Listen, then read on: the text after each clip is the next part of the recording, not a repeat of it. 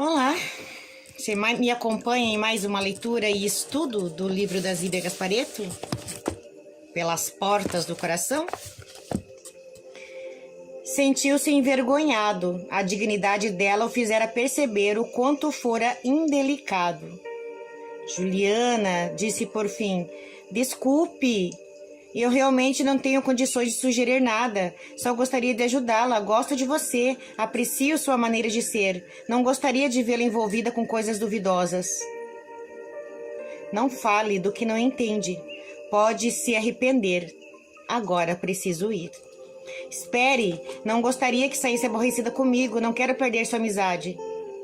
Nesse caso, aprenda a ser você mesmo. Quando estivermos juntos, aprecio sua companhia, quando deixo o coração falar, e quanto a mim, se puder gostar de mim do jeito que eu sou, poderemos ser amigos. Amigos, então, vamos andando, eu acompanho até sua casa. Durante o trajeto, Armando procurou conversar sobre os assuntos amenos. De regresso à casa, ele, impressionado, não conseguia esquecer as palavras dela. Juliana revelara-se madura e objetiva, longe da ingenuidade que lhe atribuía. Suas palavras firmes e seguras intrigavam-no.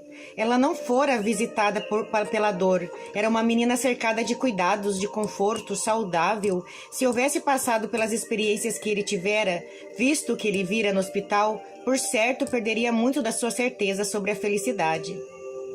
Apesar disso, sua atitude, não se deixando influenciar pelo que ele dissera, revelava vontade e personalidade.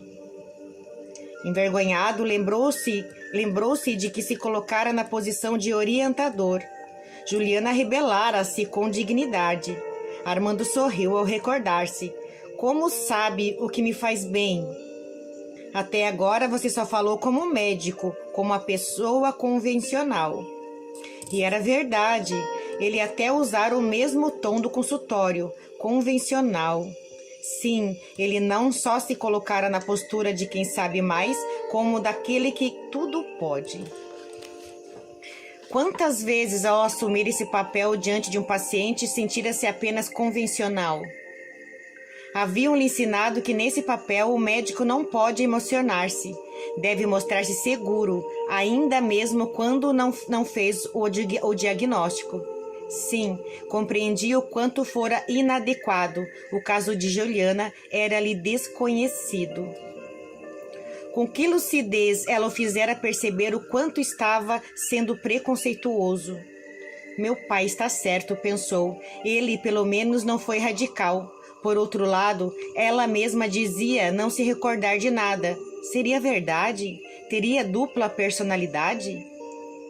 Armando não conseguia pensar em outra coisa. Quando o pai chegou, tarde da noite, foi encontrá-lo, ainda acordado. Vendo luz em seu quarto, Morella entrou, e Armando relatou-lhe o que acontecera. Ele ouviu em silêncio e ao final considerou. Teria sido Dora? Juliana não gosta muito de falar. Não, foi ela mesma. Perdi até o jeito. Pudera, intrometeu-se na vida dela? Tem razão. Para mim, ela era uma menina ingênua e fácil de conduzir. Pensei que poderia ser iludida com facilidade por essas fantasias. Já descobriu que não é assim. Ela está muito segura. Em todo caso, isso não torna verdade o que ela diz. O que torna verdade é o que ela faz. Para mim, o que me intriga são os fatos. Eu os presenciei. Como esquecer esse detalhe? Pai, cuidado, temos que ser realistas. Nada mais real do que os fatos. Pode ter sido apenas coincidência. Vejo que Juliana disse bem. Seu materialismo é avassalador. Você nem consegue enxergar os acontecimentos. Tem preconceitos demais. Você também? Salve Juliana. Enxergou em alguns segundos mais do que nós dois juntos a vida inteira. Desse jeito não dá para falar com você. Não se irrite. Afinal, conseguiu acalmá-la? O pior é que ela estava calma, disse tudo com naturalidade, sem raiva, e eu senti que, ao contrário do que pensava, a minha amizade para ela não vale muito. Isso o aborreceu? Um pouco. Nunca aconteceu antes. Não é isso. É que eu percebi como Juliana pensa. Se eu tentar conduzi-la ou impor minhas ideias, irá me afastar com facilidade. E realmente, né? É assim que a gente deve fazer, tá? Nós que buscamos estudo espiritual, nós que buscamos evolução espiritual, e quando vem outras pessoas de outras etnias, de outras religiões e tentam nos convencer que é o que eles pensam que é certo, a gente consegue se impor e debater, a ponto dessa pessoa não ter resposta. Já aconteceu com você? Comigo aconteceu muitas vezes.